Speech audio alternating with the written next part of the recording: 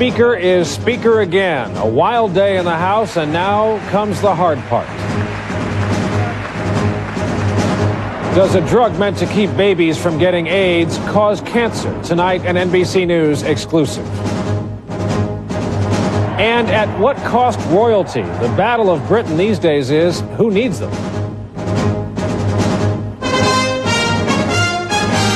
From NBC News World Headquarters in New York, this is NBC Nightly News with Tom Brokaw. Substituting tonight, Brian Williams. Good evening. For a time today at high noon, it was more like the movie High Noon on the floor of the House chamber. Tonight, the Speaker of the House, Newt Gingrich, is in place for a second term as head of the 105th Congress. But it wasn't a done deal until the vote took place, and it won't be easy as ethics charges will come at him now with a little help from the Democrats. The games are underway. So is the 105th, and so we begin tonight with NBC's Lisa Myers. It was hardly his triumphant entrance of 2 years ago, but it was victory nevertheless. Speaker Gingrich, wounded and chastened, began by apologizing, not once, but 3 times. To the degree I was too brash, too self-confident, or too pushy, I apologize. To whatever degree in any way that I brought controversy or inappropriate attention to the House, I apologize. Some of this difficulty, frankly, I brought on myself, and I apologize to the House and the country for having done so. After furious arm twisting and phone calls late into last night, Gingrich lost 9 Republicans, led by the highly respected chairman of the Banking Committee, Jim Leach. Some angry Republicans talked of retaliating by stripping Leach of his chairmanship. But Gingrich struck a conciliatory note. To those who voted for me, from the bottom of my heart, thank you. To those who voted for someone else, I hope that I can work with you in such a way that you feel that I am capable of being Speaker of the whole House and representing everyone. In his acceptance speech, Gingrich reached out and vowed to dedicate much of the next 2 years to the problems of race, drugs, and ignorance. Every child in every neighborhood of every background is endowed by God, and every time America fails to meet that, we are failing to meet God's test for the country we should be. That brought even some Democrats to their feet. But the partisan warfare resumed minutes later over Gingrich's ethics. The Speaker's chief critic said saying I'm sorry isn't enough, and that re-electing someone guilty of wrongdoing sends the wrong message to children, that lying and cheating pay. We've taken a tremendous step backward here today. There is an ethical cloud hanging over this House that will only get darker in the days to come. Despite today's narrow victory, Gingrich faces more trouble. Public hearings on his ethics violations, and then a full House vote on his punishment. Late today, Republicans voted to force the Ethics Committee to complete action within 2 weeks. Until then, Gingrich will remain under a cloud, distracted, and perhaps in another fight for political survival, Brian. Lisa, this was a seemingly conciliatory guy today, an extraordinary 3 apologies, as you mentioned. How much of a riot act was read to Newt Gingrich by fellow Republicans? A pretty heavy-duty one. A lot of Republicans are uneasy. They believe they put their political necks on the line, and they have told the Speaker in no uncertain terms he must be more disciplined, lower his profile, and concentrate on being an effective Speaker and not a one-man high-wire act, Brian. Lisa Myers on the Hill for us tonight. Thank you. And within sight of the Capitol at the Supreme Court, a big case today that could affect many government officials and how they behave. NBC's Pete Williams tonight on the case of the judge who did not have the book thrown at him.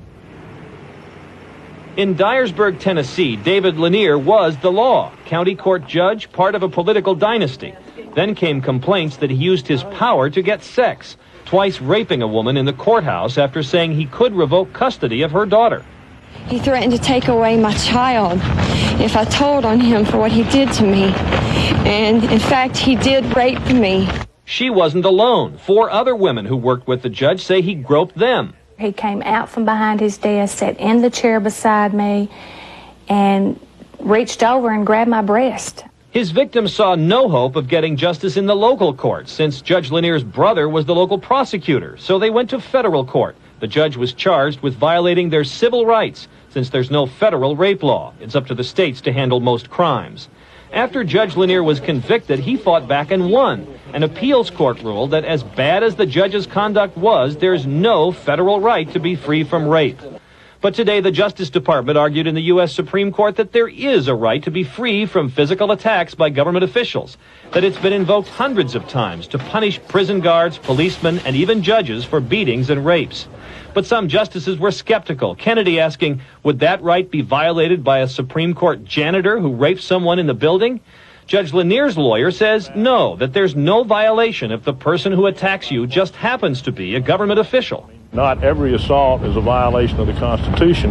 There has to be, as I say, some connection with government. Civil rights groups fear that if the court sides with a judge, it'll be much harder to use federal law to punish local officials who abuse power, thinking they can get away with it.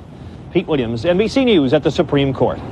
And when NBC Nightly News continues this Tuesday evening, the days of wine and driving, why they're back, why are so many more people driving drunk? But what our study shows is that there still are an awful lot of people who are continuing to drink and drive. Are you safe on the road these days and nights? Answers for you in depth tonight. Also a caution sign in the fight against AIDS and children. Will a popular drug bring on another killer disease? For more than 2 years now, the federal government has recommended that all pregnant women infected with the AIDS virus take the drug AZT because it's been shown to dramatically reduce the rate of transmission of the AIDS virus from mother to child. But as NBC's Robert Bazell tells us in this exclusive report, there could be a serious problem now with AZT. There is now a fear that AZT could cause cancer in children. NBC News has learned that when researchers gave pregnant mice high doses of AZT, the baby mice developed several types of cancer. That came as a shock to officials at the National Institutes of Health, which is one of the main agencies promoting the use of AZT by pregnant women. Well, the doses that were given in the one experiment that shows tumors were extremely high compared to what one would administer to a human. This is Chastity, 20 months old. Before her mother got pregnant, she got infected with the AIDS virus. I started taking the AZT when I was 4 months pregnant. Officials say children like Chastity should be monitored for decades for cancer. AZT's usefulness during pregnancy is dramatic. Studies show that when infected mothers take AZT, the rate of HIV transmission from mother to child drops from 25% to 8%. And the therapy is showing results. The number of infected infants in this country has been dropping since the recommendations went into place. Because of that dramatic reduction in AIDS virus transmission, many doctors believe the potential risk of cancer is worth taking. I don't know of many things worse than AIDS virus, and what other hypothetical dangers they may be, they have to take second seat to the primary business of preventing AIDS infection. Even though an earlier study at much lower doses of AZT showed no risk, with these latest results, many in the government are uneasy about encouraging use of a drug that could cause cancer. Next week, the NIH is convening a blue ribbon panel of scientific experts and medical ethicists to determine what changes, if any, should be made in the recommendations. For now, the policy remains that all pregnant women should be counseled to voluntarily take an AIDS test, and if they are infected, take AZT. But many doctors and ethicists say that women should now be told that taking AZT could mean increasing the risk of cancer for their babies. Robert Bazell, NBC News, Washington. And in Washington, a presidential commission issued its final report on Gulf War illness, and the president promptly put them right back to work. They found no final explanation yet for all those illnesses suffered by all those veterans of the Gulf War, but it did conclude the Pentagon's investigation has been, quote, inadequate. Mr. Clinton asked the commission to keep at it for another 9 months. When we come back here tonight, NBC News In Depth, a stunning report on what's happening to drunk driving in this country, who's doing it and who is safe. But first, a look at what happened on Wall Street today. Another landmark day, the Dow breaking the 6,600 mark for the first time ever.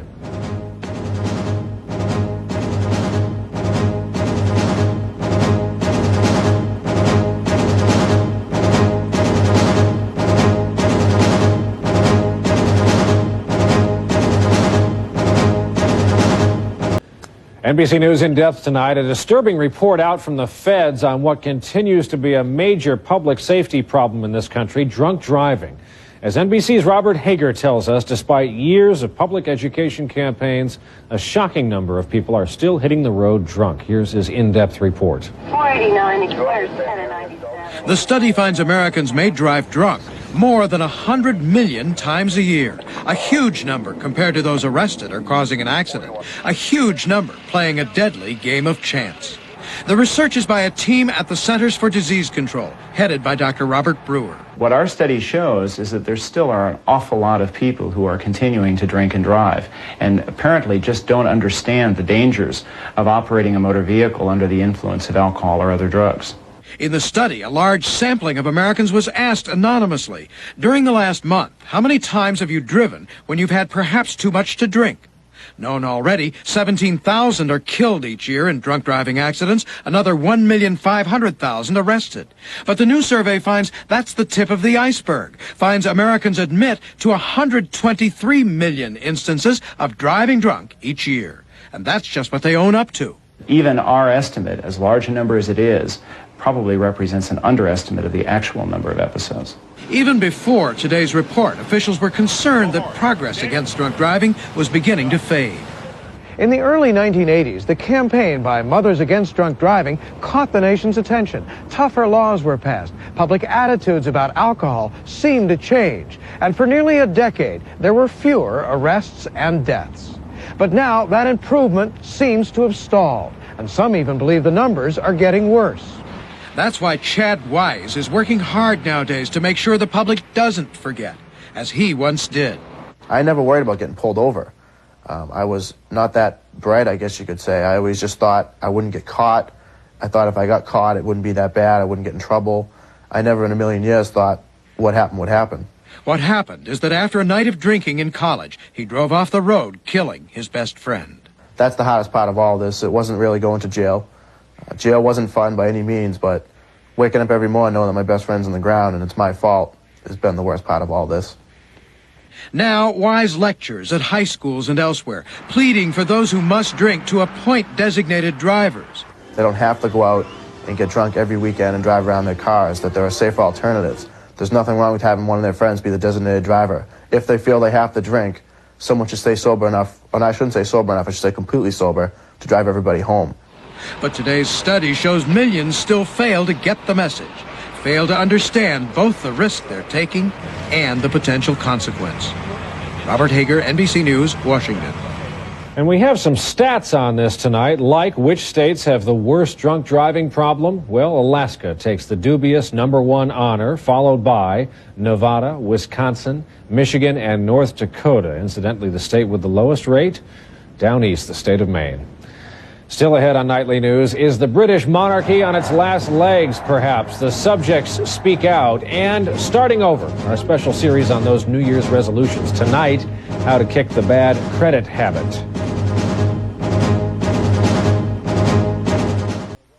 The weather's making news again tonight in the south and in the west. Northern California still reeling from massive flooding, and we just learned tonight, the late word is, the early estimate of the damage, $1.5 billion. That'll grow, but it makes us the worst flood in the state's history, left behind by 10 straight days of powerful winter storms. Valuable farmland north of Sacramento still completely submerged, and damage is expected to top again, 1.5 million. That's the first estimate. Meanwhile, in the south, the snow's one thing in places where they don't normally see it, including Little Rock, Arkansas, which at least for a day is beginning to look a lot like winter. Now, our special series on New Year's resolutions, starting over tonight, just about the time you got to start paying for all those gifts. We tackle the subject of getting out of debt. Sometimes it feels like there's no way out, but NBC's Mike Jensen has some tips for getting your financial house in order. When Gary Krajacek was downsized by Greyhound, where he made $41,000 a year, his income plummeted to $12,000. We lost our savings, our 401k.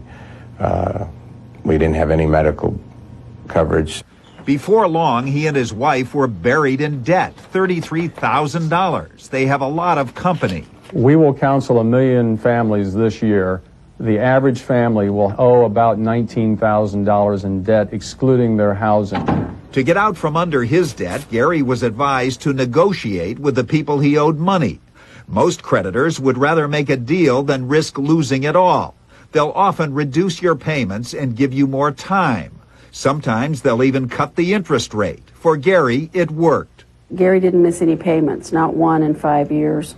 Every payment was made on time, as agreed. And when he had paid off every nickel? It was like somebody had taken the weight and just lifted it right off my shoulders. And it was a wonderful moment.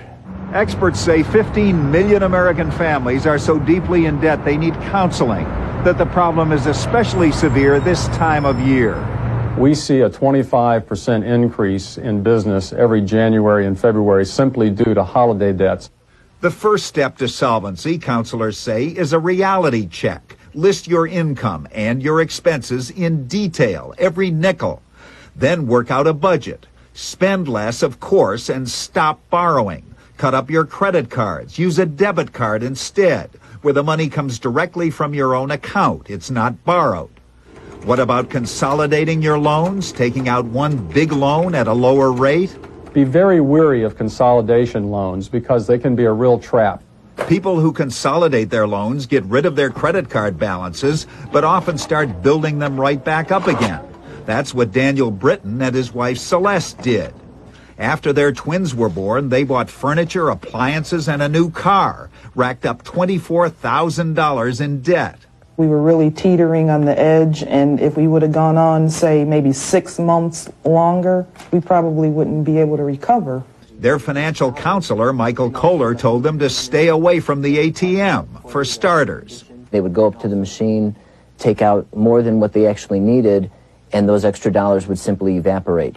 He helped the Britons work out a budget and gave them a lecture. He said to us, this is what you owe, this is what you make, this is what you can afford to spend. You got to stick with it. If they do stick with it, their counselor says they'll make it. Credit experts say most people who are deeply in debt can and do work it out. That it's one New Year's resolution that can actually work. Okay, you guys ready? Mike Jensen, NBC News, New York. And now to NBC News Online. Tonight, have you ever wondered if there really are 1,000 chocolate chips in every bag of Chips Ahoy? I know that's what they say, but the kids at Central Elementary School in Wadesboro, North Carolina doubted it. But when they put Nabisco's advertising claim to the test, they came up several hundred chips short. Today, 7 of Nabisco's so-called cookie technicians went to the school to defend their chip claim by dipping the chocolate chip cookies in water, known in the cookie business as the cold wash method. Hundreds more so-called microchips appeared, bringing the final total to over 1,100 microchips. Now, as for the results of the PR stunt, some of the kids complained that these newly revealed microchips were just that, a tad on the small side, but in the name of research, they ate them anyway. How about around the world in 18 days by balloon? Can it be done? British tycoon Richard Branson and a couple of buddies lifted off from Marrakesh, Morocco today on what Branson called a great adventure. They hope to be the first to fly nonstop around the world in a hot air balloon. The almost 12-story high balloon carries complex communications equipment, 2 beds on board, a half-ton of food, and a microwave oven. When we come back, the royal ruckus in the UK, the people debate, should they get rid of the monarchy? To Great Britain and some not-so-great news for the royal family. It's been a rough go for them lately, and now their very existence is under discussion, and they are under fire. NBC's Kevin Tibbles reports from London tonight. Welcome to Monarchy, the Nation Decides. 3,000 of Her Majesty's subjects crammed into a theater tonight to debate a question that just a few years ago would have been called treason. Do you want a monarchy? She's the richest woman in the world. She is the head of a rotten, class-ridden, corrupt, political and social establishment. Talk about a magnificent queen who has been 44 years our monarch and has put no foot wrong. With 3 royal divorces, with Prince Charles and his not-so-secret affair with Camilla, and Fergie's infamous toe-sucking incident, the royal family is starting to sound a lot like Rodney Dangerfield. It just doesn't get any respect. In fact, in a recent poll, nearly half the people said that in 50 years' time, they didn't think a king or a queen would even be living here at Buckingham Palace. As for the man who would be king, Prince Charles, while skiing this week in Switzerland, his popularity was going in the same direction, downhill. fully 1/3 of his subjects think he'll make a bad king. They do not think that the royal family is providing the moral tone and the good example that they expect of their royal family. In 1649, that dissatisfaction turned bloody. They chopped the king's head off. Coincidentally, his name was also Charles. These days, the royals are simply chopped up daily in the tabloids. After all, living like kings and queens isn't cheap. It costs taxpayers about $100 million a year. I think that they've totally outstayed their welcome in Britain. Others say the royals define what being British is. They're really part of us. They make us understand ourselves, and we understand them. It could be those who understand them best are those who spend so much to come and see them. We don't have that, and that's what people come here for. They come to see tradition and a 1,200-year-old tourist attraction. Kevin Tibbles, NBC News, London. Tough crowd. That is Nightly News for Tuesday. Tonight on Dateline NBC, aggressive drivers. You know who they are, so why can't police seem to stop them? That's Dateline tonight at 10, 9 Central. I'm Brian Williams reporting tonight from New York. We hope to see you right back here tomorrow night.